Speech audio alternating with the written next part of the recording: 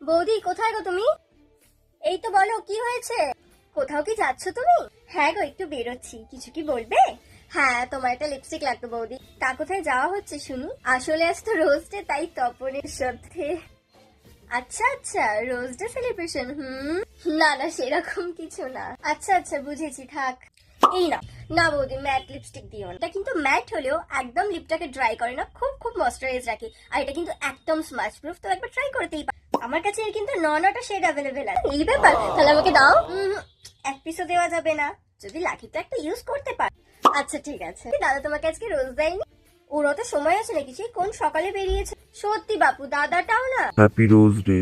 আমার নামে কি বলা হচ্ছে শুনি? এই তুমি শুধু শুধুই মন খারাপ করছিলে। তুমি দাঁড়িয়েছো কেন, যাও। হ্যাঁ এই তো যাচ্ছি। কোথায় যাচ্ছিস এখন? কোথাও যেতে হবে না, বাড়িতে থাক।